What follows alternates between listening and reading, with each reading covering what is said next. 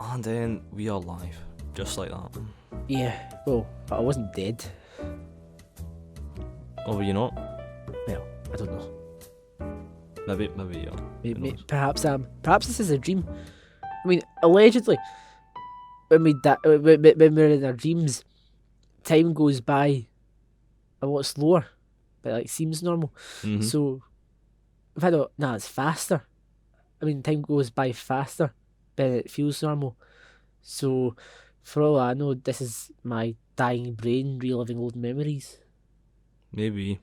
Would you? That was always the thing that you saw in like like those Instagram posts. It was like, in the last, like, for 7 seconds after the body dies, the brain is active for 7 seconds, and in those 7 seconds you relive your whole life. I think it's the same if you get beheaded or something like that. I'm pretty sure.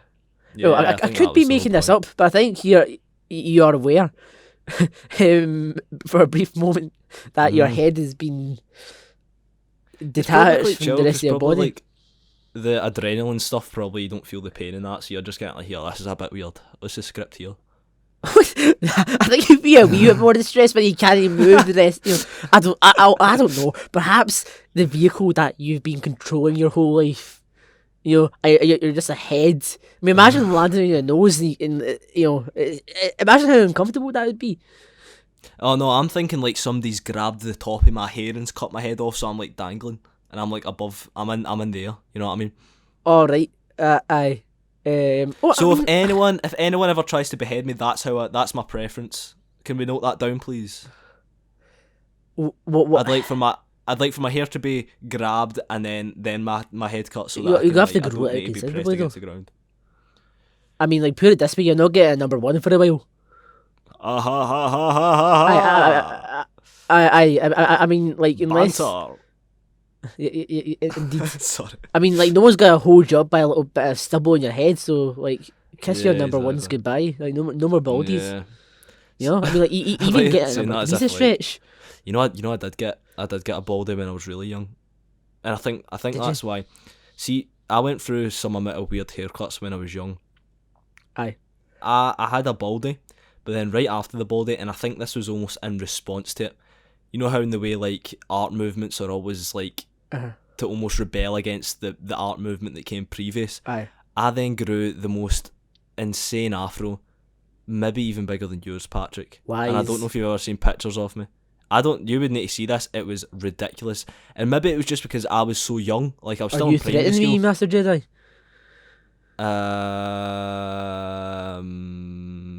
Aye, maybe, I don't know.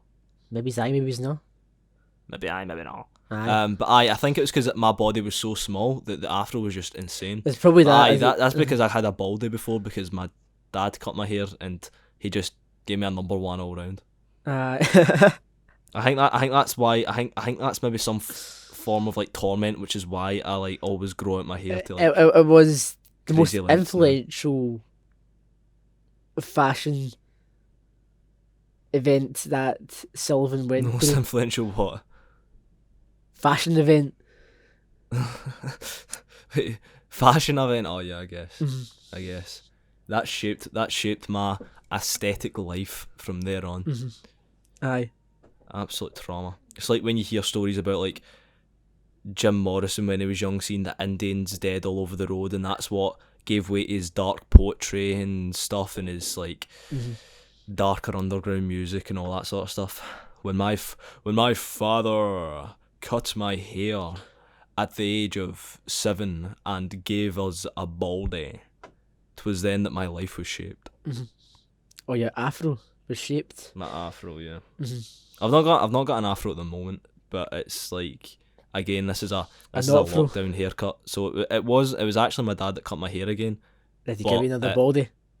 He didn't, thankfully, but like, you know what? I really respect the effort, but he's not a hairdresser, so it's just a bit strange. Like, I think that's another reason I wait out to get the afros, because like, no matter how bad the haircut, the afro's always going to look good. Oh, aye, like, yeah. It's always afro looks good salvageable because the mess works. Exactly. I mean, like, you know, at the end of the road, something's going to come out that works. Exactly. So that's why I don't stress. I used to stress so hard. I used to care so much about how I looked and like what my hair looked like and that. but like the afro is just so like it's what's the word? Liberating. Liberating. Aye, it's so liberating. It's like it's a freedom. We were talking about this a while ago. Like I feel like a plant that's grown out the ground. I am Mother Nature's child. Yeah. I mean, like, sometimes to grow out my afro, like, what I do is I put some soil in the bathtub. And then I didn't stand. Fertiliser if you're feeling cheeky. I if I'm wanting to treat myself, and then I stand in with the fertiliser and the soil in the bath, and then I turn on the tap, and then like that sort of helps it to grow. You know, it flourishes it. Yeah, I get that. It does. Aye.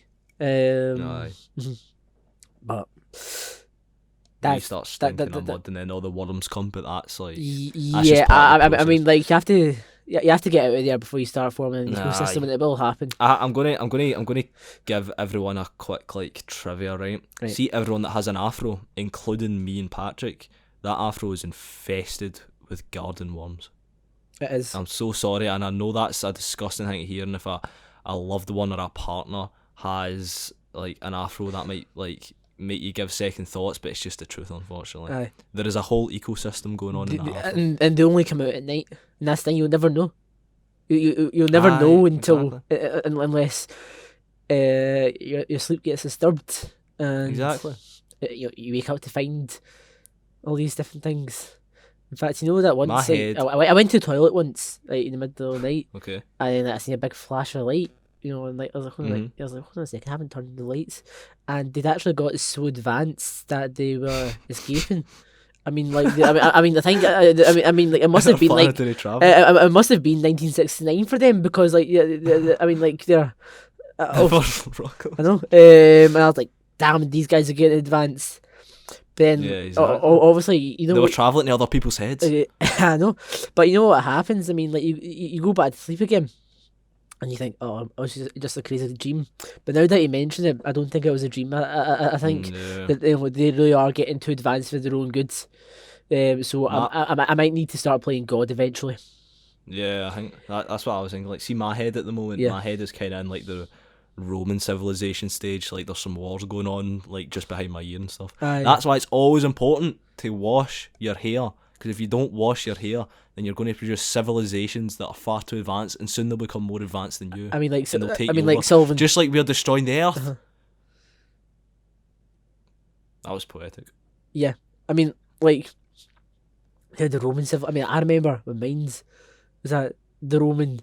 You know, I mean, like, sometimes I get a wee itch behind the ear, you know, and like, you know, they're sort of like fighting with the barbarians, you know, but then like next thing you know, you might maybe, you know, you're resting your hand on your head, right, where your hair's right. Like, once I was doing exactly that, and I lifted my head up to see splodges of like green and blue and red and all that, and I was like, what the hell? And I realised my hair worms were going through the Renaissance. And I'm like, damn! I mean, I've destroyed someone's painting. No. You just destroyed the fucking. I'm terrible. Why can I not remember anything when I start the podcast? What is Michelangelo's thing on top of the church? On the ceiling? Aye. I forgot what it's called. Sova. You've infected me with your forgetfulness. But anyway, you destroyed that. Sistine Chapel. Well done, mate. Well done. Destroying that. Aye, Sistine Chapel. But anyway, this episode is about 1984 and Brave New World, as the title will suggest, unless we call the title Head Worm Civilizations, just to put the viewers off. Perhaps. I think we could do a full episode on that, man. We could. I think we could do a full episode where we just make up something like ridiculous like that. Like, we don't even. We should do a storytelling podcast. I mean. Aye. But not storytelling. Actual, like, we present it as fact. Oh, they know now. We're gonna have to edit this out. Oh God. Right. Anyway. Right. Okay. Ready? 3, 2. Hi guys. Welcome to the podcast. Today we're doing a very heated and debated topic. George Orwell's 1984. in comparison to Aldous Huxley's Brave New World. So how long have we been reading these books now for, Patrick? We started this venture a wee while ago, didn't we? We did. We started in lockdown, which we were in. So that the doesn't first lockdown. Did we start reading Brave New World in the first lockdown? No, because I went out. Oh, what happened was like you told me that you're going to read it, and I'm like, aye. You told me that you're going to read it, and then I was like, oh, that sounds pretty interesting. So I went out to go buy it, and then I was like, oh, why do we do a comparison? And see what we think. So like, and I enjoyed it. It was strange because everyone's happy, but it's bad. what's this Brave New World first of all? Well, Brave New World. Well, this is the question that I wanted to ask you first of everyone's all, happy, just to get us kicked off. thinking, Did you have a preference? Was there one you preferred? What? Aye. Brave New World. Brave New World, interesting. What do you like better? Well, here's the thing, right? I think overall I'd have to say I preferred Brave New World, but I think though I actually find it crazy that these books get compared so much, because I actually find them to be wholly like different experiences. You know what I mean? Like, I think in the long run, Brave New World has affected me more. It's changed more about me and all that, and it's spoke to me more. But I think 1984 excels in other ways, and I think it's actually a far more immersive book in the actual atmosphere it creates and its storytelling. I actually think I prefer 1984 in that sense, but I prefer Brave New World in its like commentary sense and all that. But if I had to, if there was a gun against my head, it'd need to be Brave New World for me. Aye, yeah. But so I think I interrupted. What was it you were going to say? I mean, like, it's almost sci-fi, like Brave New World, Well, they both are. You need to remember, because well, I mean, 1984 was written in 1940. What? I don't know when. Like, I can't remember when it was written, but like at least when you're reading it, Brave New World. 1984 does seem less sort of sci-fi than Brave New World, because obviously they've got the telescreens and all of that sort of stuff, but then like there's, at least from what I can remember, there's very little reference to any sort of technology that isn't possible here. I mean, you could easily have TVs with cameras wherever we go now, or our phones have cameras, or, I mean, like, if we wanted to, we could. I get maybe 1984 kind of speaks more dystopian, and even though Brave New World's dystopian as well, it has a lot more of that kind of classic sci-fi. Because they're talking about modifying genetics and like breeding people for specific purposes and all that. And even though we could be heading in that direction, we're not there yet. Whereas 1984 could happen today. Well, I mean, like, in terms of its technology, it could happen today. But aye, definitely. Yeah, whereas, like, I think we're still a while back, a while away from actually, gene splicing and making designer babies. At least nowadays. And here's the thing. See, physically, I think we are closer to 1984 and we're further from Brave New World. But see, actually, like, philosophically and societarily, don't think that's a word. I don't think it is. Now. No, we'll add it to the Oxford Dictionary. I'll be writing a firm email to them. Exactly. Society should be, man. But I actually think in those senses we're actually far closer to Brave New World. Far closer. Right. I'm aware. There's going to be people listening that actually don't have a clue what they're about. We should probably give a wee quick rundown, shouldn't we? What they're about? Just of like what both of them were about. How about we do one each? What would you like to take? Right. So, Brave New World. Okay. So, people are designed. Everyone takes drugs. everyone is happy apart from one person whose story sort of centers around, and Bernard Marx. then people, as we know, You know what I could do, Patrick? What? See, because I have the books here, I could just read the blobs out instead. In to save fact, us the hassle. how about we just read the book out, full stop? Okay, yeah, this is now the audiobook. I'm Connor Sullivan. I don't In have fact, the I'm rights pretty to sure read that's it. called I'll do plagiarism. an audiobook. Okay, guys, this is Brave New World. It's a book that I personally wrote. Brave New World. Aldous Huxley is In just fact, my like, pen no. In name. fact, no. We're gonna have to change the name. I mean, like, how about you call it Courageous Fresh Planet? Courageous Fresh Planet. Yes.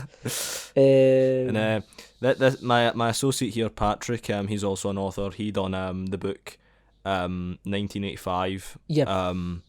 under the pen name George Orwell. But you know what? I'm just going to read out the blobs so everyone knows, right? So, 1984. Nah, never mind. Right. You know what? Basically, here's a quick rundown of both books, right? So, in Brave New World, Bernard Marx, he's in this world, but as Patrick said, it's filled with birth is no longer a thing. The whole crux of the book is basically that humans are made in labs now. Humans are made in labs. They are made for purpose. They're literally made to different tiers of like smart and domino. Like they're called epsilons, alphas, all that sort of things, and they're literally only made for progress and consumption. That's what the whole world's based around. But our main character, Bernard Marx, he goes against it, and as Patrick also said, in this world, happiness is like the key trait, and people are trained from birth, like in a lab, to be happy by their work and all that sort of stuff. Bernard Marx isn't happy, and he ends up striving for individualism. 1984 is far different. Not at that stage yet of like the genetic splicing and stuff, but it is still got that same theme of worldwide conformity, but this time it's under a political regime instead. It's a very like socialist communist government is taken over called INGSOC. Everyone is hyper authoritarianly controlled by what they're called the party, this one party state, to the extent that there is like screens in every single person's home, so they're analysed 24/7, all that sort of stuff. And the crux of this book is kind of a thing called thought crime. Thought crime is, as Winston, the main character, says, thought crime doesn't entail death. Thought crime is death. To even have a thought that goes against the party, is like the greatest crime one can commit. Our main character, Winston Smith, he is a thought criminal from the very start, and just like Bernard, he kind of strives for this individualism. So, this is what actually struck me the funniest thing. I actually think these books are very, very different in a lot of ways. I think they have like a couple similar themes, but those themes are so prevalent that they're compared so heavily. But I think even their like philosophical stances in that are actually completely different, and in a lot of ways not even comparable. You know what I mean? Like, Yeah. The one thing that I can see between these books is that both characters strive for individualism in a world of conformity, but the circumstances under which that conformity is controlled and guided are so different, and the characters' means for wishing to be individual are so far removed from each other that I think they're separate books, man. I think like 1984 is a book about obviously politics, and Brave New World is a book about, I wouldn't even know. I actually think, and this is why I think I prefer drugs. Brave New World. Brave New World actually speaks to a even wider philosophy than 1984 does, I think. But then, like, I mean, there's also a lot of suppression in both of them, which you can understand, you know, because 1984, people, well, obviously there's the thought police, right, and there's a physical presence and suppression Mm-hmm. through the thought police. People who think against the party will obviously face the consequences, and that means they need to constantly repress any sort of dissent that they might have, or any sort of discontent or unhappiness they might have towards the party. And Brave New World has that as well, although instead of having it from an external sort of enforcer like the thought police, people just do it through drugs, which makes them happy.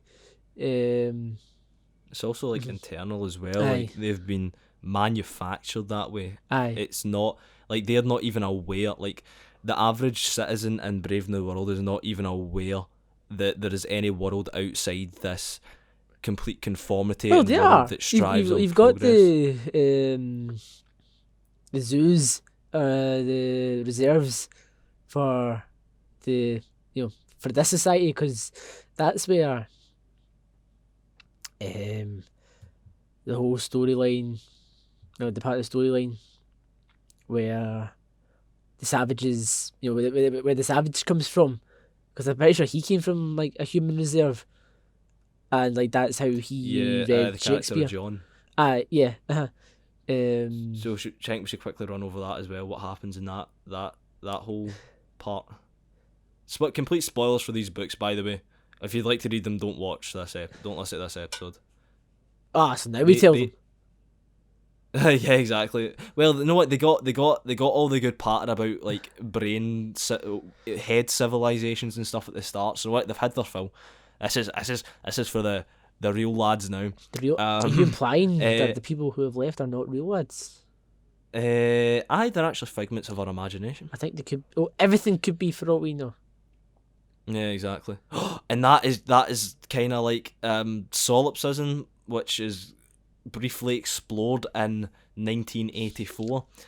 Which I'll be honest, I don't feel like I have I've done the research to fully explore. I mean, that. Like you say, explored. I mean, like it was referenced, but it wasn't. Wait, no, but to an extent, like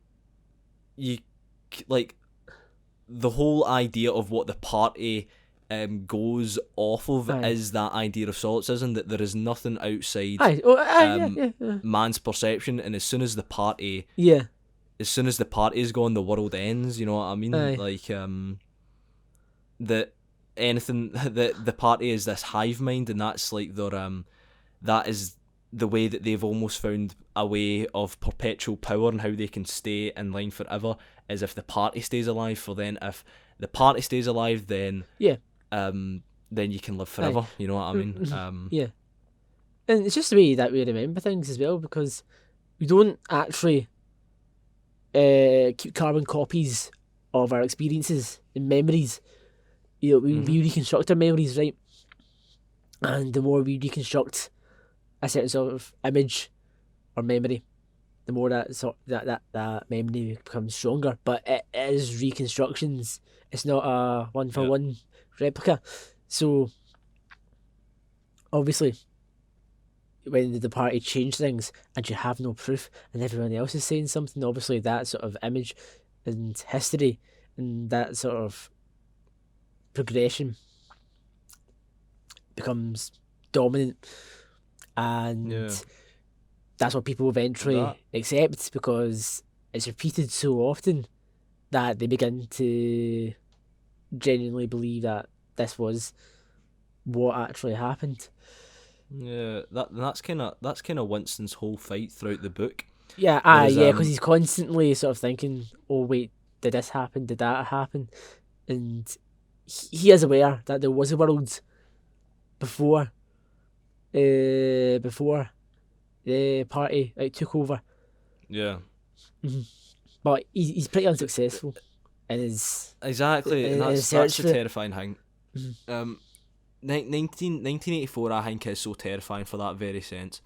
So in the last third of the book, Winston is finally caught for crimes that he committed. He met this other thought criminal called Julia. They stayed together. They committed numerous thought crimes and stuff, and eventually he's taken into their like prison, the Ministry of Love as they call it, and he's interrogated until he is changed. That's something that also terrifies me. See, their idea that it's nothing to do with the humiliation or the degradation of someone that pleases them before they can kill them.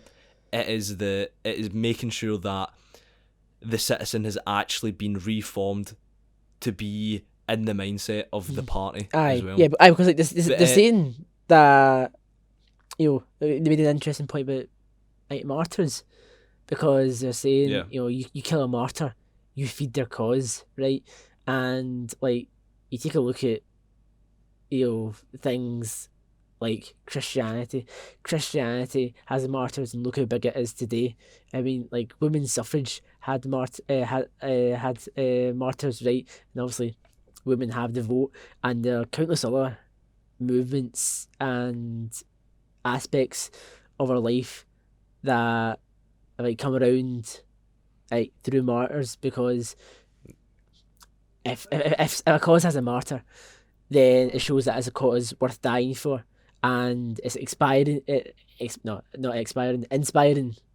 to people, and they look at that example and go, wow, this is really important, and then that brings support, it brings sympathy, and that's what the party doesn't want. So because like, if they're to kill a martyr, people will be like, wow, this, you know, it just drives the cause. Yeah, That's the martyrs perform their exactly. job. So they get rid of the potential for a martyr, and then they kill you. So there is no sort of inspirational sacrifice. You know, at that point they're just killing indoctrinated member of society. He says a really terrifying line that I've went blank on for a second, but it's essentially that he's talking to Winston, the man that's interrogating him, who's called O'Brien, and he's referencing 3 prisoners that they used to have in captive, that were like part of a rebellion or whatnot, or rebellion in quotation marks because that's always left vague. But he says something like, I want you to understand, Winston, that these 3 men, they were prisoners, but they did give in to us eventually.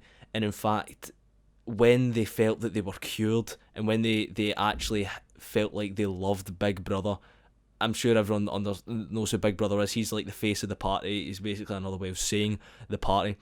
But he says, when these 3 men came to love Big Brother, they begged to be shot so that their mind couldn't be corrupted again. And that's the whole crux of what their that terrifies me, that's like the whole crux of what their whole like their whole regime's about. They don't care about killing you. They care about, even though it makes no difference to anyone else, because usually these people are shot right after, even though they will spend days, months, weeks, even though it makes no difference really, they will still make sure that your mind is genuinely reformed and that you actually love Big Brother before you're shot, even though it means none. Like that's such a terrifying concept to me. Like it harkens to this like such like bigger philosophy about like kind of like hive mind, conformity and stuff that I don't know. It's an idea that I don't even feel like I can talk about properly, because it goes even further than my small brain can handle. But it's your emotionally, at least when I read about that, exactly. Emotionally, it's such a terrifying concept, even if I can't fully grasp it. And that's one of the reasons that I actually love 1984. Even though I think Brave New World is far more impactful for me, 1984 actually terrifies me. To do with the atmosphere it creates, the depth of the characters, like the you can feel the texture of the world when you're reading this book that I don't feel when Brave New World, and for that reason it terrifies me. I'll be honest, I'm not a completely politically minded person. I have an understanding of the political philosophy that George Orwell's trying to understand. But see, if I'm being fully honest, that isn't what fully like intrigues me about 1984. 1984 works so well for me because it actually, through these scenes of interrogation it builds up atmosphere and it builds up the world so well that it actually makes like my skin crawl. It makes me want to like retreat into myself. I know. You I mean, what like, there's a Like, specific scene. I mean, that really got me. I mean, like, you're talking about the terrifying parts. uh, Of, like, you know, all these, you know, people being broken to the point where they love something that they didn't love. But it's like the scene where, like, Winston looks at himself and like how yeah. much that Oh yeah, he's all emaciated. exactly, and how much he'd, you know, quite literally, you know, it's like starved him. I mean, like, He's like a he was skeleton skinny. and stuff. I His hair's been cut. exactly. His hair was falling out. His teeth were, you know, barely sort of like solid in his gums. Oh, and Um, O'Brien just pulls a tooth out just to show him. Oh, yeah. and what's the line he says? He says something like, if this is, he asks him, oh, do you remember what it is? No. He asks him on the table, like the reason that he does this, O'Brien makes him stand up and look in the mirror to see like what he's become, and it's because, oh, you know what it is? O'Brien's talking about, this is another terrifying idea. O'Brien's talking about, like, there is nothing outside of the party. There is no mind outside of the party. There is no God outside of the party. The party is God. And Winston says something like, "You'll lose in the end. I don't care how, you'll lose in the end. Some form of nature, some form of human nature." And then O'Brien asks him, "Are you human, Winston?" And he says, "Yes." And O'Brien says, "Well, if you're human," or something like, "if you're a man, you're the last man. Come and look at yourself." And he brings him in front of the mirror and he sees a skinny skeleton who can he remove a teeth from. His hair's been cut. He's nothing basically. it's And he says, "This is the last man. This is the last man. Outside of this, there is just the party." And it's moments like that that actually terrify me, and it's why these two books are so like. They're different. I'll be honest, I don't fully understand why they're so often compared. You know what I mean? Like even on the back of my Brave New World cover, it says 1984 has never really arrived, but Brave New World is around us everywhere. They both explore the idea of individualism, but just in such different ways that I don't even find them comparable. You know what I mean? Yeah. Like. But you know what? So I'm gonna have to stop you there, right? Because I'm getting hungry. This comparison's making me hungry. I'll be back in a moment. Well, I wasn't expecting this. Patrick McGlone has actually just left in the middle of a podcast to go and get some food. This is unprecedented. This is unprofessional. But you know what? I kind of respect him for it. But I as I was saying, now it's just me and you, audience. The books, they both explore individualism to me, and how like, I don't know, perhaps something to do with power, and how those in positions of power want to keep their power. They can't allow individualism to flourish. They have to find ways to subdue it, and I understand that they are similar in that extent, but it feels like 1984 explores more so the possibility of what a man in power does to enable himself to this state, how ruling in upper classes understood the cycles of lower middle class systems all throughout history, and they tried to finally understand a way that people in the ruling class could keep power. But it feels like with Brave New World that there has never been this like executive individual decision to explore this factor. It feels like Brave New World is just, and this is what terrifies me about this on a deeper level, it feels like Brave New World instead simply explores human nature, and that is the way that human nature goes. It's not even for the concept of power. It's not even for the ideas. Well, it's of very religious, power. Brave New World. I mean, like, they worship Ford and, like, they And have he's back, titles apparently. like these Fordship. Yeah, I'm back. Patrick, how dare you interrupt me? well, You leave and go get food, then you interrupt Oh, me. yes, healthy tummy, healthy How dare mind. How dare you? Let me finish my point, you scoundrel. Scoundrel. You heard me. You Leaving take for that food back, in the sir. middle of a podcast. What did you go and eat? You better not be eating on the mic. Well, no, I'm not eating on the mic now. I mean, I've got a steak bake. Oh my gosh. What? Did you hear this, audience? Do you hear what this man has become? What? Patrick, if you're a man, you're the last man. What? An avid lover of Greg's? Fair enough. You know what? I'll give you it, but if you've just left for a sake, but you do not have the right to interrupt my point. Okay. Basically, Brave New World feels like it explores instead that is just what human nature is going towards. There's been no party put in place in order to try and maintain power. It's literally that human nature is to conform, and humans feel best when they're complacent. No, not best. Like, humans just are attracted to complacency. Humans are attracted because complacency is a weakness, but weakness is easy. And the citizens of Brave New World, they've been brainwashed to believe that complacency is the highest virtue, which is terrifying. But the whole point that I wanted to get into because of that is one thing that I do actually think is interesting between these books, and I believe 1984 was written after Brave New World, so there might be some. In fact, you know what? That might be rubbish. But basically, there is a certain line in 1984 that says something along the lines of, what is it? That they're talking about sex and stuff and how, sorry for the sensitive words, but this is literally just what it says in the book.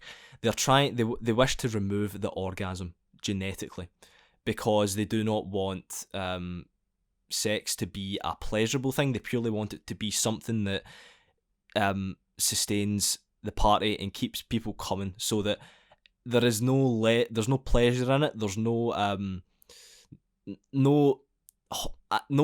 activity of pleasure in it. It's purely like a scientific thing in order to keep the population going. That almost hints towards Brave New World in this sense. So there is the possibility that 1984 is a precursor to what a world that Brave New World could have been. I don't mean actually narratively or that either of the authors intended that, but I mean just possibly that is one philosophy that leads to the other, and that is one big similarity that I do see between them, at least. Now, what is it you wanted to say, Patrick? Well, it's quite religious in a After sense. stuffing your face with a steak bake. A man's got to eat. Anyway, it's very religious in a sense, because almost like a cult, because they worship. It's like a cult, but with the size of, like, a world religion. It can't be a cult with the size. It's the norm. But a cult with, like, because It's a cult in our perception. but a cult with the size of world religion. It's the religion, I think, because you're talking about, like, Henry Ford and, like, his Fordship and, like, his general way of thinking, and all that sort of stuff, and obviously all the, like, the titles have got to do with, like, Ford, and it's that sort of, like, worship this individual. I forgot where I was going with that, but yes, it's quite. Well, I know. I see what It's you quite mean. religious in a Like, sense. well, the interesting thing is, it's like it's not even like. I get what you mean. It's religious to us, but Brave New World, just like 1984, both books, whoever is in power has tried to eradicate God and religion and made the party, or the controlling, as he's called. Wait, was Henry Ford in Brave New World? Was Henry Ford? Did he, like, create this new system of, like, genetic breeding? Because I know Mustafa Mond, the character, is he not the one in power at the moment? From what I remember, from the beginning. They it's like a BC thing they do. It's like, how like well, like sometimes it's called common time, I think, but like from a religious point of view, it's like BC, like before Christ. I think they did the same thing with Henry Ford. Yeah. In fact, hold on, let's check. Let's see. Henry Ford was thought of as either he was the first one to explore this genetic breeding or something, and so he's thought of. Oh no, I thought think it as was to come afterwards, but I think it started with him. he laid down the foundations. Aye, I think it's more as the way he thinks. Aye. Yeah. So, where is it? Can I find a date in here somewhere?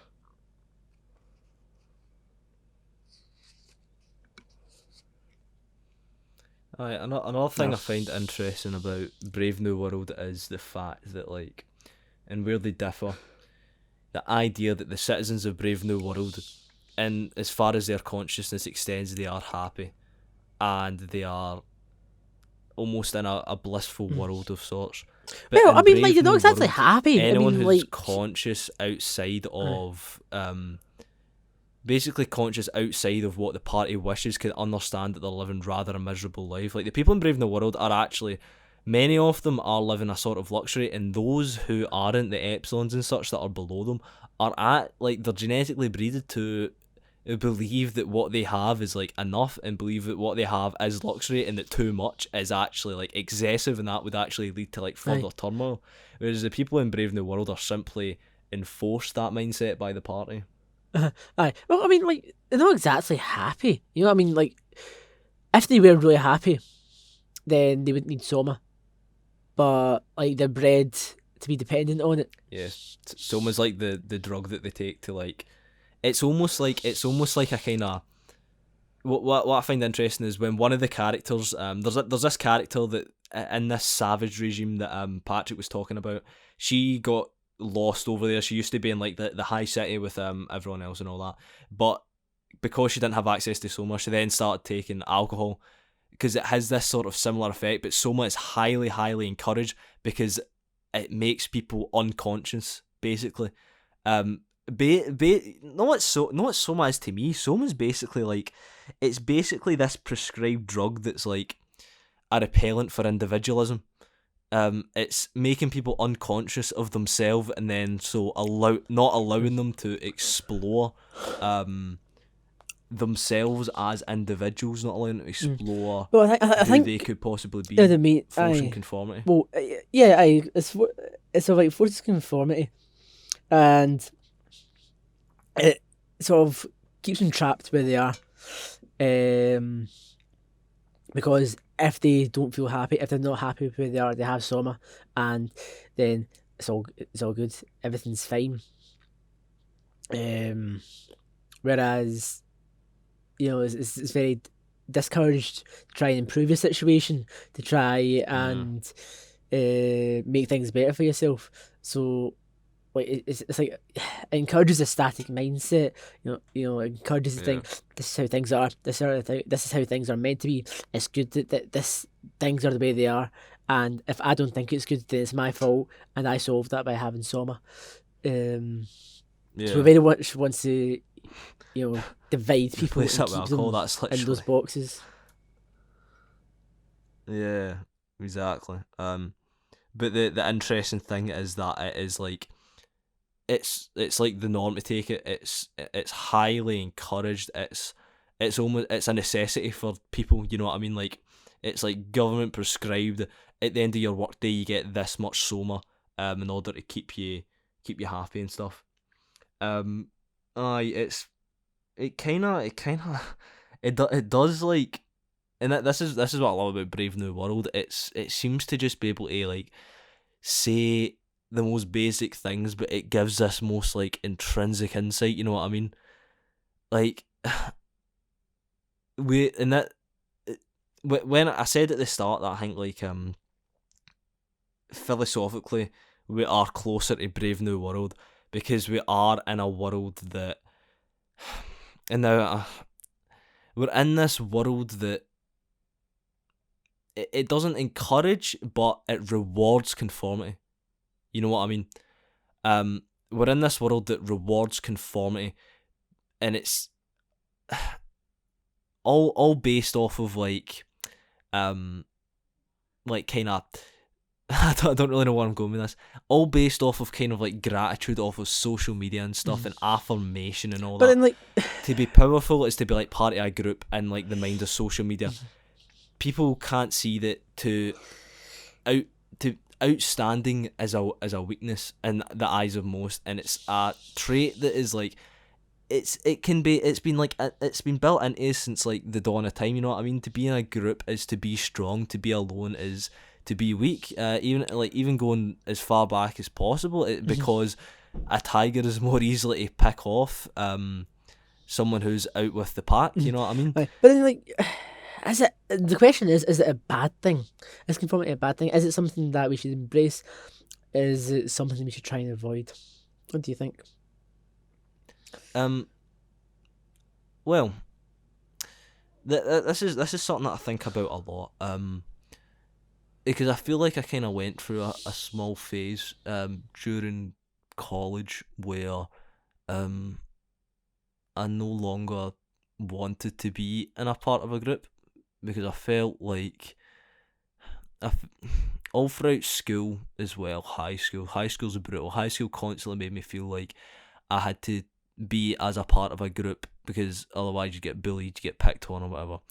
College almost felt the same, but then college I finally was like, you know what, I want to actually be alone. And ever since then I've held individuality to a very, very high degree, and I've really regarded it as one of the highest virtues in my life. Embracing the world was definitely one of the cruxes that kind of allowed me to see the importance of that. So hardly a bad thing, I would say. Conformity is conformity, you know what I mean? To a sense, I'm sure it is needed in certain circumstances that I can't quite like think of at the moment or whatever, but I think that individuality is far more important. And I believe it's a Carl Jung quote that says something like, the greatest experience that one can possibly hope to live in life is to be yourself. Individuality kind of goes past something because it's a hard thing to do. Conformity is easy. To conform to a group is easy because you know it's kind of like when you're in a group, you can all kind of meld into one personality, and then you know that personality is strong. You know that can be the right thing to do. Being an individual is incredibly hard. It takes bravery, and it takes a truly strong voice to be able to speak opinions that possibly outlie with the greater opinions, because it can give a lot of hassle and stuff into your life. But to truly be yourself, to truly find yourself as an individual and express yourself individually, I think is possibly the most beautiful thing in life, because you become conscious. Your conscious is no longer spread out amongst others. Your conscious is kind of molded and shaped into you. I'm wanting to start talking about a book that kind of also like changed my perception of it, called Self-Reliance by Ralph Waldo Emerson. It's an essay, really, not a book, but maybe that's a podcast episode for another day, so I won't go into that now. But to be an individual is possibly the most rewarding thing in life for me, because in that sense you're original, and whether it is that you choose to produce art or whether it is whatever you put out into the world, it's going to be original, and I don't see any point in anything else. Conformity kills that. Conformity concerns your mind with others and other people. It spreads your mind kind of into a hive mind. But it's easy, and I still find myself kind of falling back into it more. I can sometimes kind of feel opinions conforming to an opinion that I think will be popular, or an opinion that I think's safe or whatever. Because it's very easy and it feels very safe and confident, and whether that is something to do with going all the way back to caveman times about being a part of a group is physically the safest thing to do, I don't know, but that's the difference. So would I say conformity is bad? To an extent I would say it is. If there is no individuality and you don't know how to understand conformity, then I would say it's a bad thing. I would say it's a very detrimental thing, and I don't see any point in living a life that isn't fully you, that isn't wholly you. And that is, of course, just my opinion, but the only way that is achieved is through breaking that conforming mould and learning to be yourself. Mm-hmm.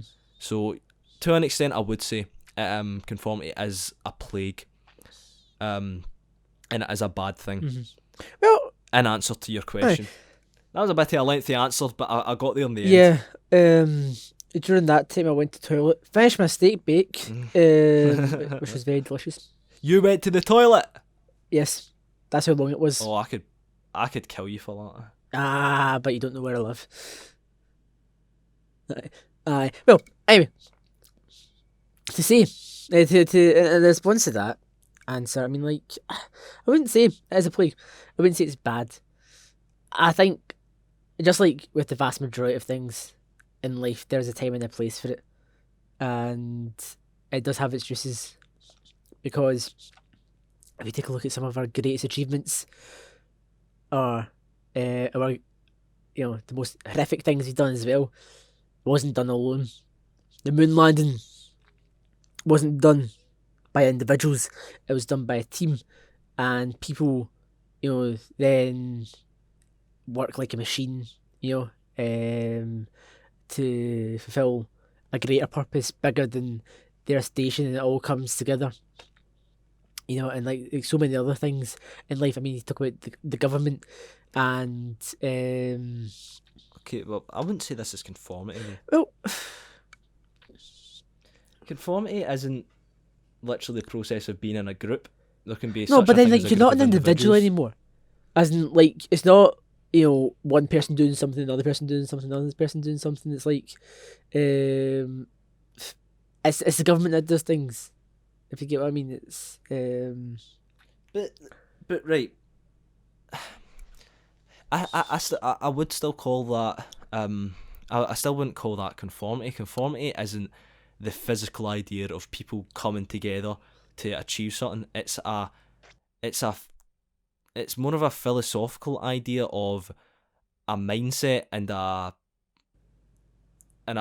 perception of the world. You know what I mean? There can be a thing as a group of individuals. Physically being in a group doesn't mean conformity.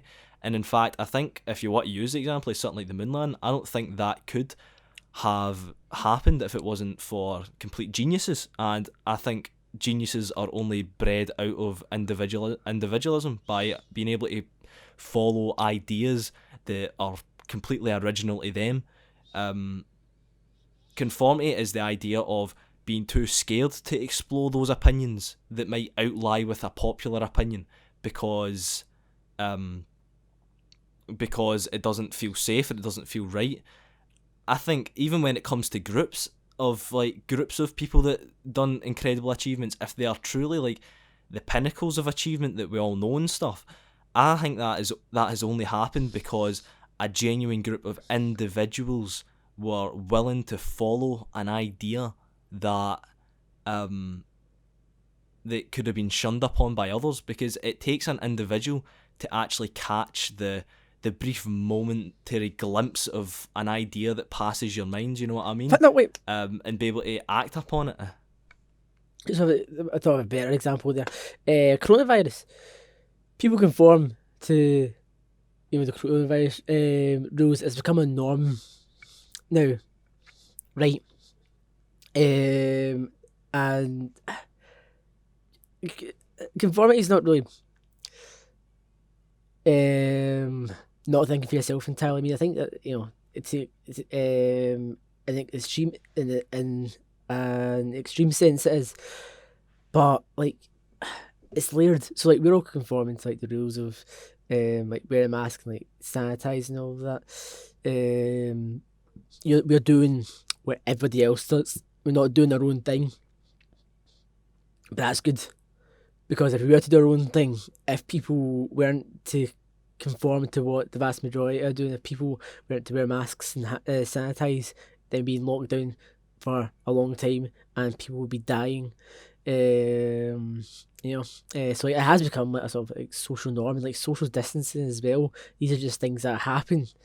Now, Well, it's like obviously it is like Oh, cooperation. sorry. And like we are still like individuals, but we are conforming to what is now a norm.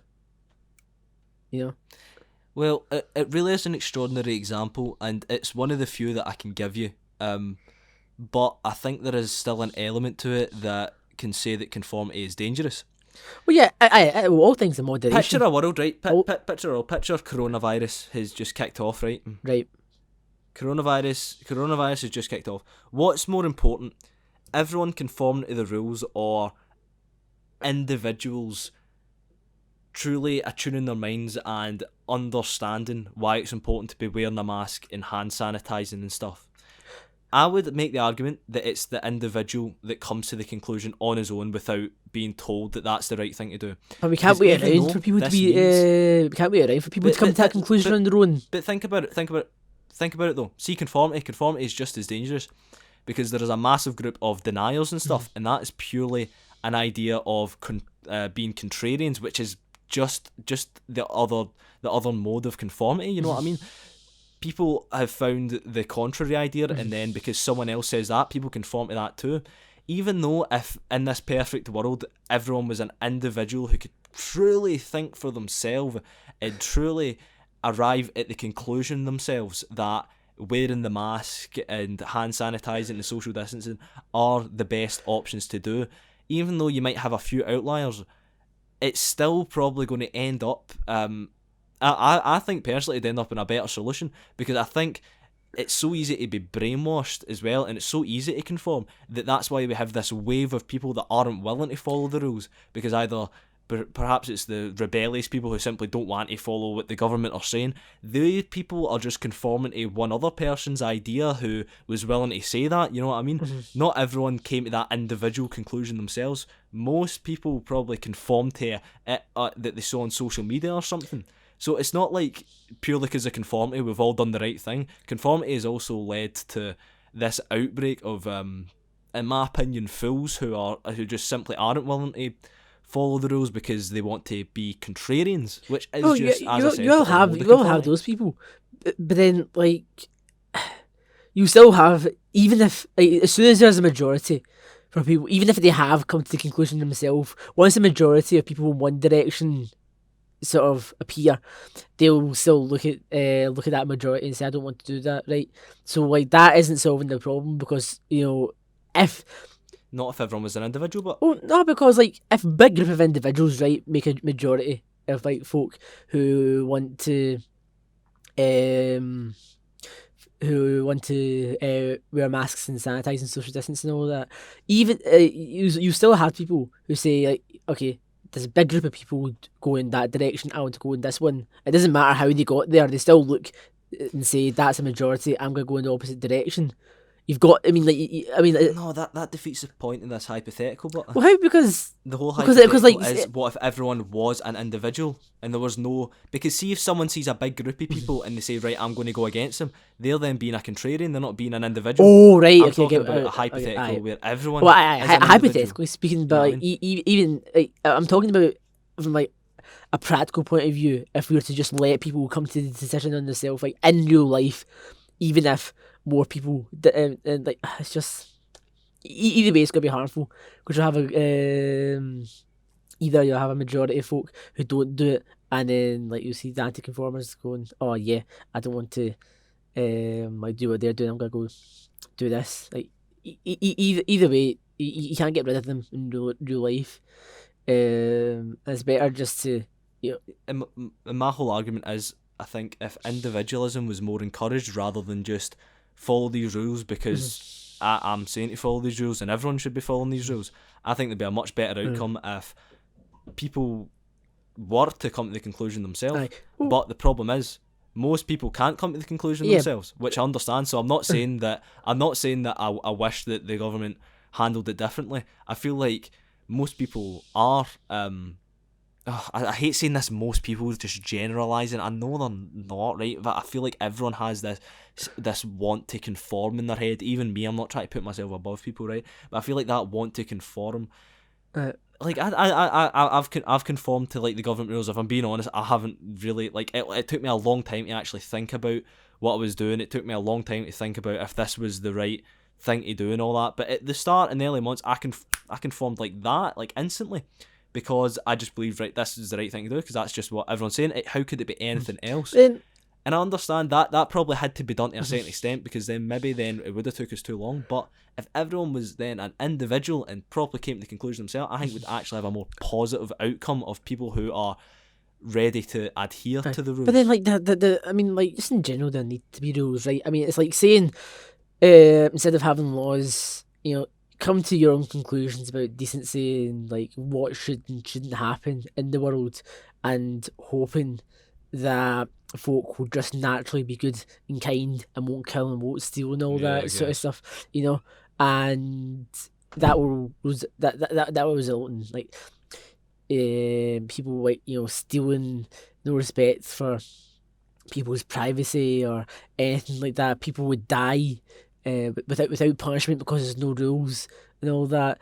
And I mean, like, and plus the virus doesn't care about conformity and individualism, right? It will spread, right? And I think the best way to handle it would have just been to say, right, here's what the scientists are saying and all that. Here's what's being communicated to us: wear masks, hand sanitize, social distance. Let's do that, and do that until we can, like, safely come out. I wasn't trying to propose what should have been done differently. This is purely a hypothetical world where everyone is a genius who purely thinks for themselves. But then you will have a bunch of different I'm not saying opinions that in that. anything should have happened But in differently. that hypothetical, it'd be a bunch of people with different opinions as well. So people. It'll definitely, if people have different thought processes and all that sort of stuff and come to different conclusions. You have a lot of people who will do the right thing, or at least what I think will be the right thing, but there'll be a lot of people who don't as well. You have to account for those as well. I mean, like... But that's the whole idea. What's the right thing, though? Oh, the right thing is to stop the virus and stop people from dying. That's the only way about it, I think. Yeah, of course, but there could be other ways to go about that. Well, how else are you meant to stop the virus when they've said that the most efficient ways are to wear masks, try and limit yourself from going outside, and hand sanitize? And that's just coming from science. This isn't an opinion. Conform to the idea that they say, though. You know what I mean? Well, it is the scientists who are saying everyone it. is an individual. Everyone has the thought process to be able to come up with possibly different ideas and ways to go about it. Differently, you know what I mean? But like, I think me, and I can only speak for myself when we're speaking about individuality, like, for me, it was a process of coming to the conclusion that I believe that what's going on is right. It's not necessarily an idea that I don't feel like everyone's going to come to the opinion that, because see if this has then been put in place, like, alright, this is what we do to end the virus. You know what I mean? That's a government issued statement. You can only go against it or you can go with it. You know what I mean? It's not about people performing like completely different tasks from one another. It's either who is individually going to arrive to the conclusion that that is the right way to go about it, and then choose to willingly conform rather than conform out of fear or conform out of pressure. You know what I mean? That's really all that I'm talking about. I'm not trying to talk about a world where we all took a couple of months to decide that, okay, yes, I believe that's the right thing to do. And I'm like choosing to willingly conform in this hypothetical where everyone is a complete and true individual with no want to conform. People individually choosing to willingly conform, I think, would have had a much more positive outcome of people who followed the rules rather than this idea of people simply conforming through fear and pressure. But true. Obviously, Again, I'm not trying to obviously issue in how the it should have been dealt with. obviously in a utopia, it would be good to like have everyone do that. Yeah, no, I'm talking about utopia. I'm Yeah. talking about hypothetical. I'm not talking about any real world application to this idea. Yeah, but I mean, at the end of the day, sometimes sometimes you said, I think, listen, as long as people do this and that, doesn't matter if they like it or not, then it'll be good. I mean,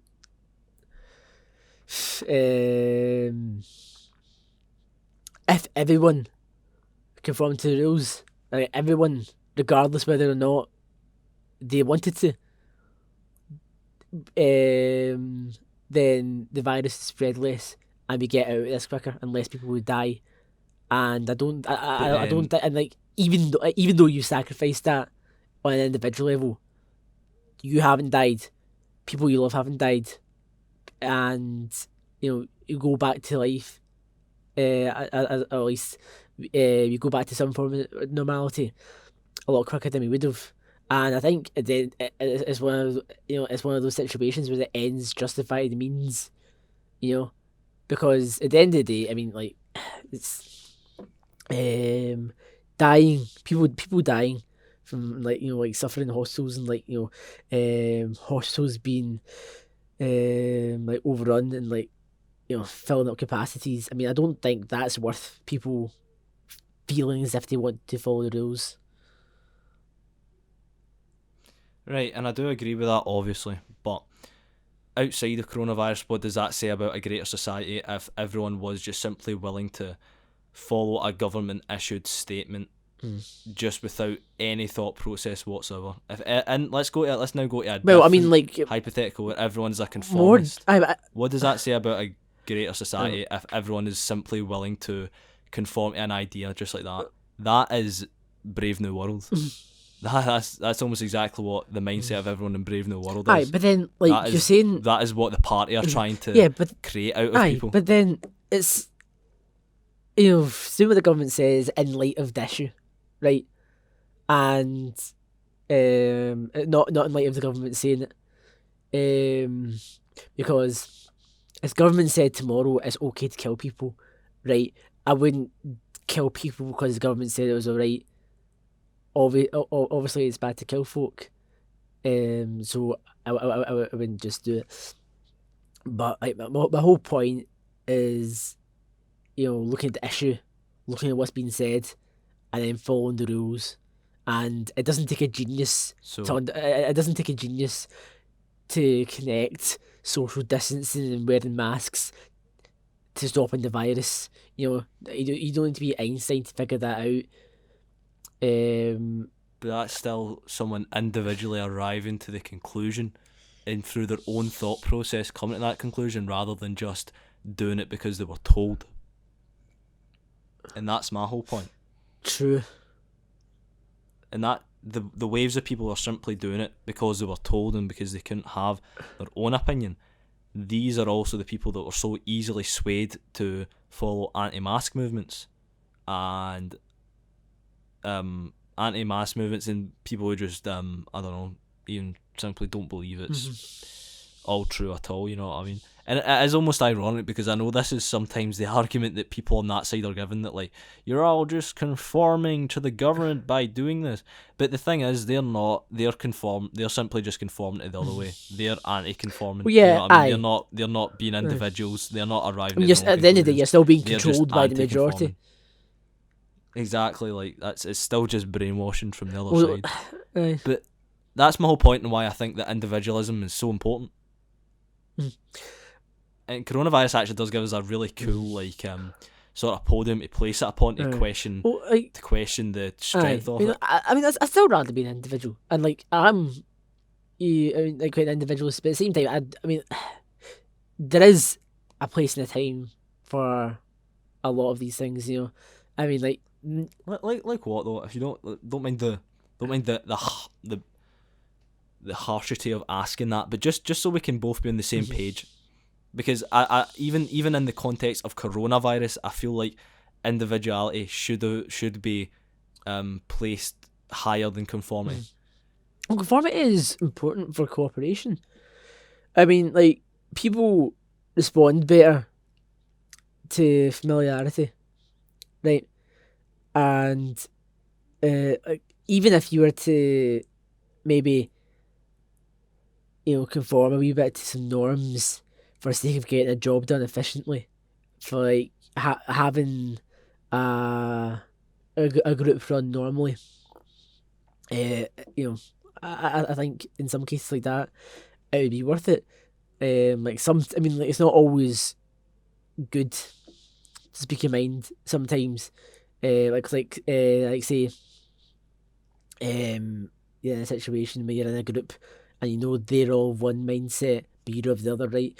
Sure enough, it's one thing to be an individual and say, no, I disagree with X, Y, and Z, but like, what if that starts some sort of conflict or some sort of, like, argument, and, like, what have you achieved by expressing your opinion there?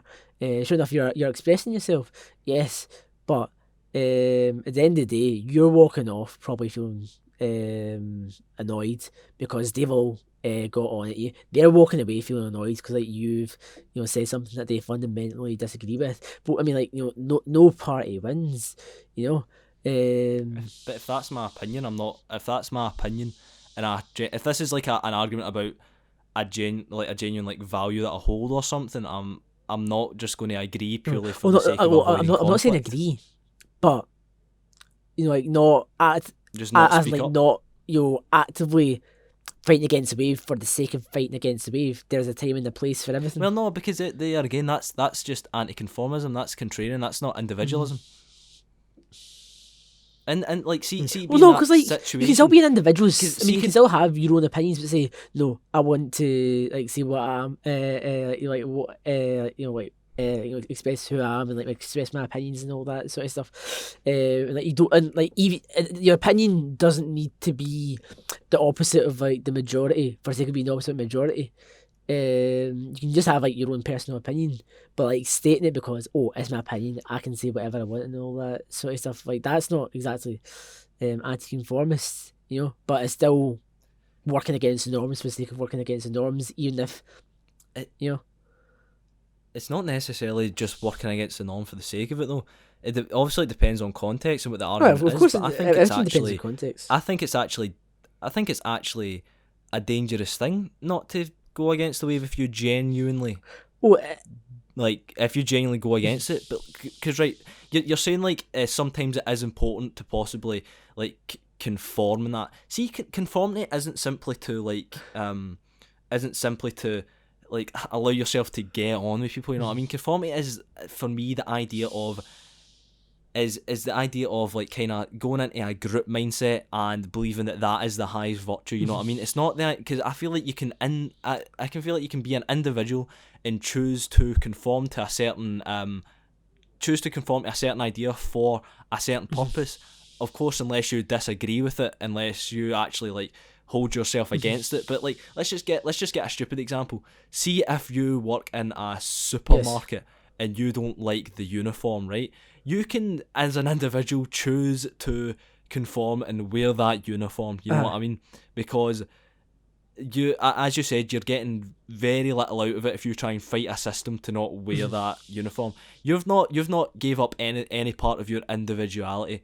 Yeah, but you're still conforming, which is why I'm saying that there's a time and a place. Even if you are you're choosing not to conforming. But that's the thing. Conforming.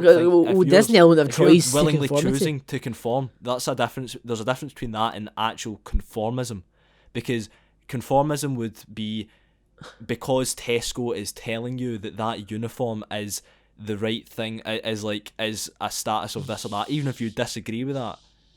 If you disagree with that, but you do it anyway and you conform to it, then that can be seen as an individual making the choice to conform for. Yeah, the individual's still making the choice, but the end result is still conformity. Hold on, no. See, if you hear this statement from Tesco that wearing this uniform makes customers think this of you, and you genuinely believe it simply because Tesco have told you and you need no other thought process, that's conformity. If you simply do it because you're told and because maybe everyone else is doing it, that's conformity.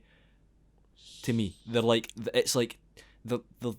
yin and yang, they're two opposites. It's like an individual can make the choice to conform, but I wouldn't call that conformism, if that makes sense. That's still individualism. It's still if the man decides to wear the uniform because he feels like there is nothing good that's going to come out of arguing it, and he feels like it's not like a high enough moral. Like, sure, see if you genuinely felt with the utmost conviction that Tesco uniform was like goes against everything that you hold dear, then sure, fight it. You know what I mean? You might as well. But like, I think most people, I can't say most people. If it was me in that position, even though I believe that I value individualism highly, if I'm told that I have to wear this Tesco uniform, if I disagree with it, I'm still going to make the choice to wear it, even though I have my convictions against it. But if I was a complete conformist and I was told that I have to wear the uniform for this or that reason, I would believe it this or that reason. Right. With But then, like, you're saying as if like the highest but civility. you're saying that as if conformity is just mindlessness. It's not.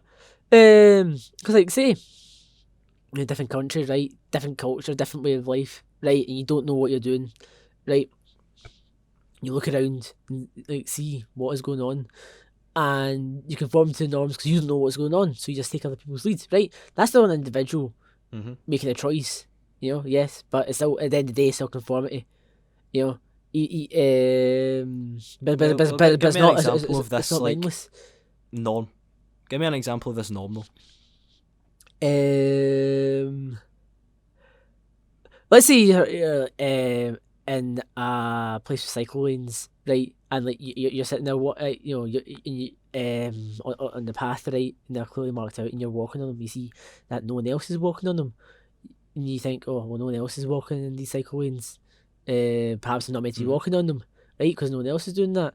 So then you conform to what you see everyone else doing, because you think, oh, like, that must be the way things work here, right? Sure. And it's not mindless as in, like, you know, I must do it because the majority is doing it. You're like, oh, like, perhaps you think, oh wait, perhaps there's like reasons for this. But at the end of the day, you're still conforming to the behaviour you see around you. But it's not just mindless. Yeah, Like, I I get mean, that. there's a difference between conformity as behaviour and a conformist mindset. That, you know, I guess, I but mean, like, like, if you just because you conform doesn't mean you have conformist mindset. You know, it's the idea of the individual would then come in that. Do you feel like you should be able to walk in those cycle lanes?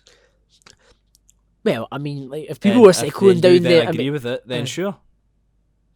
Then why would you? If you genuinely feel, and again, not as a contrary idea simply because no one else is doing it, if you genuinely feel like, oh, these pavements are far too small and yet these cycle lanes are massive, I feel like we should be able to walk on these. If that opinion genuinely occurred to you and it wasn't just out of contrarianism, but it genuinely held an emotional value, it genuinely held an actual virtue to you, then as an individual, you should fight that. You should possibly take that up with governments. You should do whatever. Conformity would be believing that the pavement's too small and the cycle lanes are too big, yet doing nothing about it.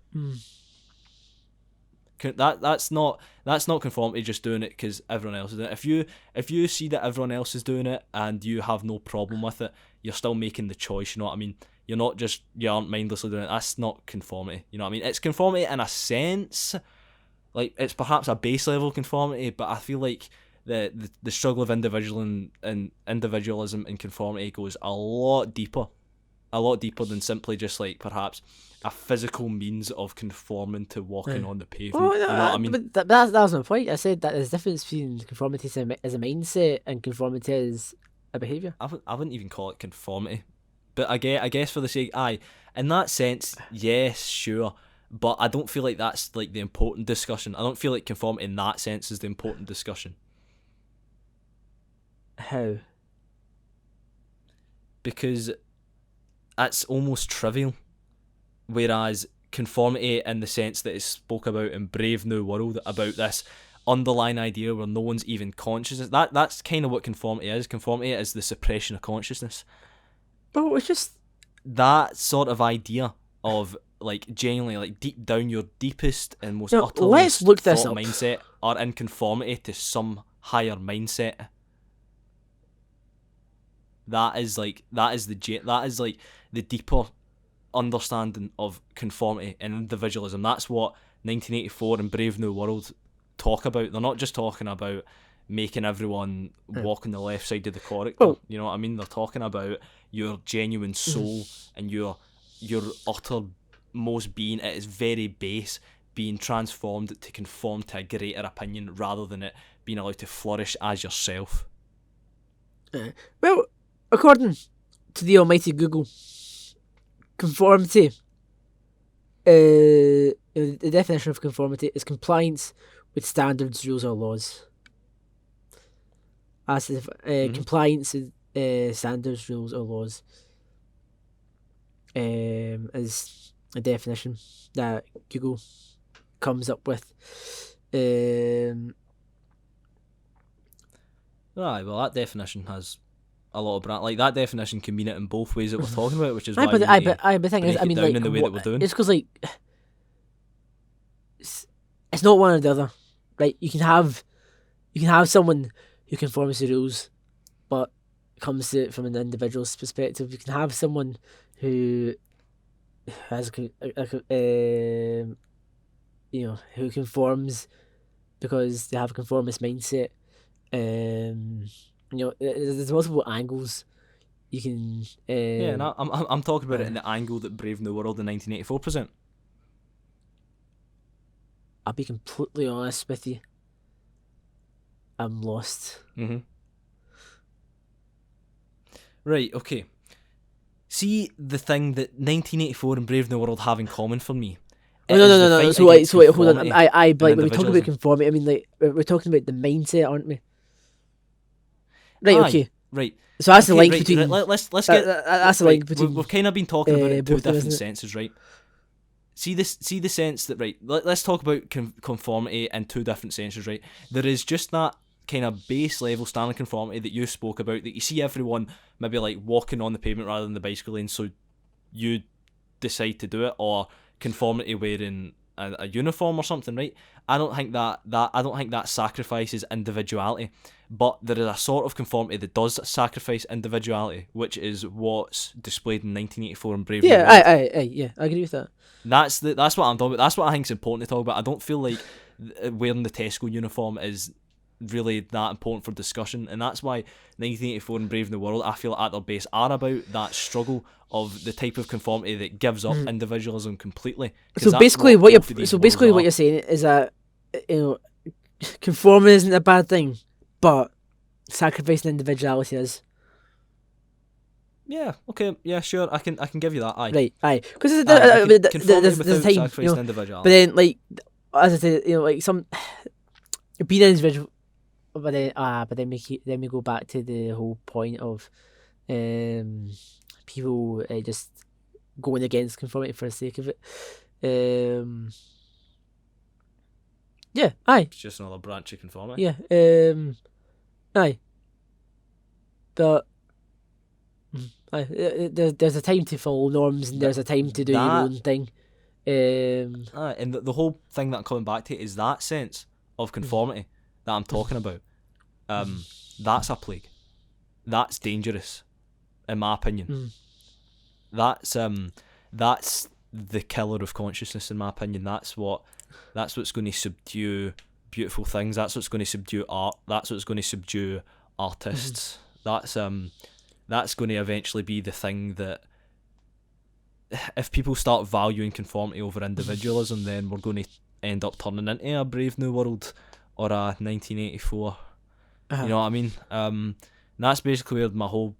That's where that's the most important thing for me out of these books, especially Brave New World. The character of John, I think we should actually probably wrap up. So we've been going on this for a while.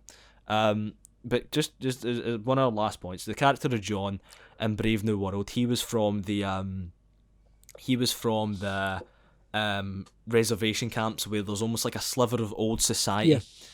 Where like it almost remnant of our world. He comes over to this Brave New World, as he calls it, that he understands, and it, complete spoilers, it eventually leads in him killing himself at the very end of the book, because he comes to this understanding that Oh no, there's one more point I want to talk about, but he comes to this understanding that this world, its highest values are conformity and kind of like progress and stuff, and just like kind of manufacturism and all that. And he can't live like that, so he ends up killing himself. One more point I want to talk about is actually, I think, something else that sets Brave New World apart from 1984, and it's a very line on page 211, and it says, it's John, who we just spoke about, and he says, "But I don't want to conform. I want God, I want poetry, I want real danger, I want freedom, I want goodness, I want sin." That line for me sums up the entire book, and it's why Brave New World is probably always going to hold a slightly more reverent place in my heart than 1984. That line to me dictates everything that is dangerous about conformity. It subdues the idea of God, it subdues the idea of poetry / art, and it also subdues the idea of being happy with duality. All throughout the book in Brave New World, people are always told that it's the highest value to constantly be happy. That's the whole point of Soma. That's the whole point of different people being manufactured to be fully satisfied with the job they're doing. I hate to burst your bubble, but the word And is it comfort, means- it's not conformity. Let's see. Oh, aye, so it is. You know what? It really doesn't make a difference. The point still stands. Yeah, It's aye. it really doesn't change anything. And the fact that even aids this point that I'm making right now, the fact that he hates comfort. The people in this world have been manufactured to be comfortable with whatever they're doing. They have no value outside of what they've been programmed to believe, and it means that it subdues this idea of duality. And this is like, for me, a completely spiritual idea, that he says he wants goodness, but he also wants sin. And the idea that he's like, in this brave new world, people are taught that you can be happy all the time, and that there's no value in being like in the negative and being in the dark side. And this is kind of the whole crux of individuality, and I actually believe this is an idea that Carl Jung, who I talked about earlier, explores very deeply, about exploring your dark side and being comfortable with having a dark side, and not constantly striving for that good feeling that there can be a darkness to every light and all that. And it's what sets this book and actually places it at such a high pedestal in my mind, that in that one line, John basically says that through this idea of conformity, the way that this world is in, it completely goes against every part of like human nature.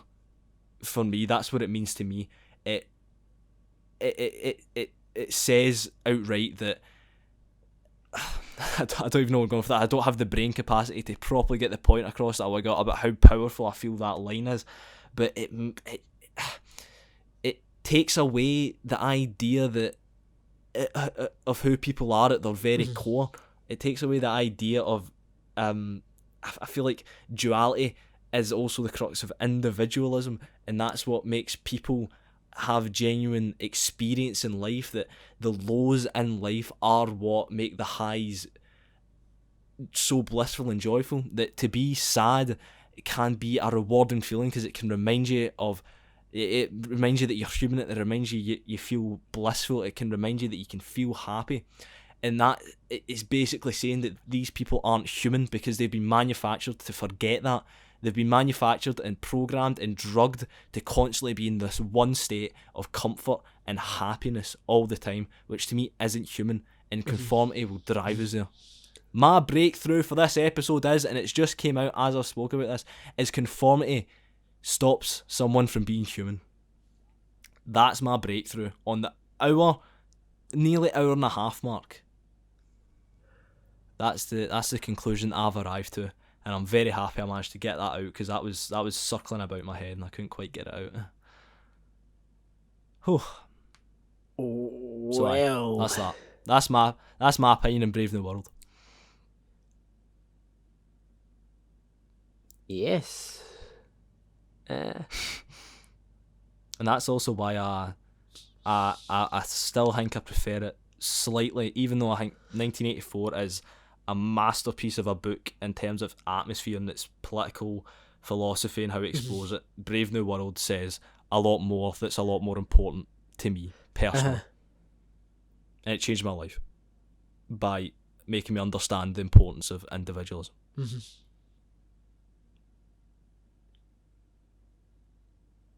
Well, I think I've basically said just about everything I want to say that I can think of on these books. So I open the floor to you, Patrick, 'cause I feel like I just hogged the mic there for a solid good couple minutes. So is there anything you'd like to say about these books? Because I think that we should maybe be wrapping up soon. Because this is meant to be the literary hour. And it's now We've hour lied and a to half. them, Sylvan. We've deceived the audience. We've lied to them. What are they going to do about it? You going to write a letter complaining, are you? Well, where are you gonna send it no, to? Don't make me cry. Where are you gonna send the Gonna letter? send We it to don't have us? an office. Oh, no. I don't even use my postbox anymore. What are you going to do? Send me an angry email? I think I'll just block you. What are you gonna do about it? Oh, I don't know what makes us human. I don't know what doesn't make us human. But all things in moderation, in my opinion.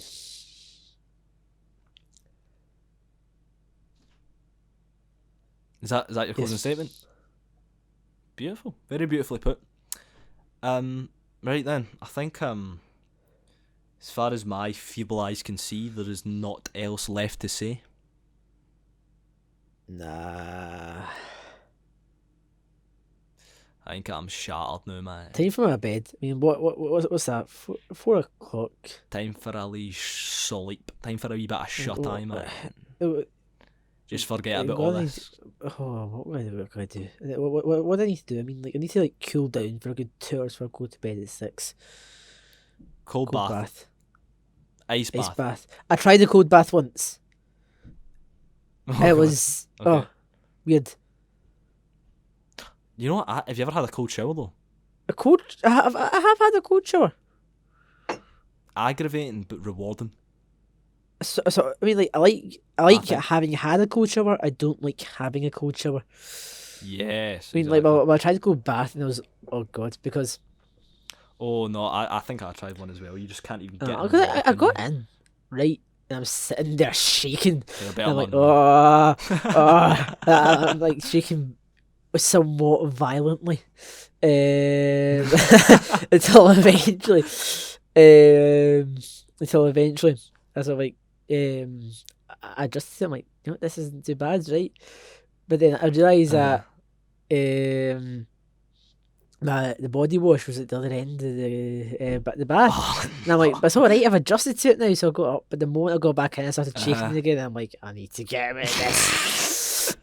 And this isn't working. I'm sitting there, I was like rubbing it on one shoulder with my hand, so like trembles, like this isn't working well. Just sitting there going, never again. And I haven't. It was the first and last time I ever had a cold bath.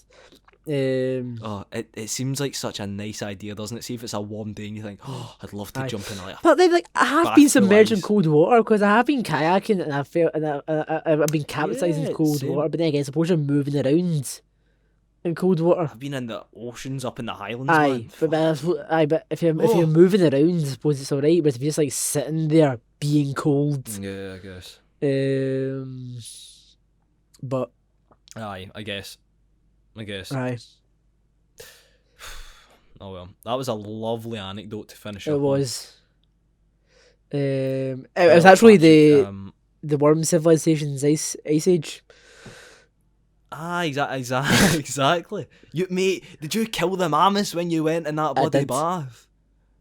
Did you kill Big Manny the mammoth? Manny the mammoth is. Listen, we don't. No. I'm sorry. No. I'm sorry. No. But you'll be glad to know that Sid's Not alright. Manny. He was one of the good ones. Aye, that's the main thing. Sid'll. Aye. Sid's good. Sid's some man. Oh well. I think I'm going to be going now, Patrick. I think I'm going to be drifting off into dreamland. Right, night, Sullivan. Strawberry fields forever. Bye bye. Adios.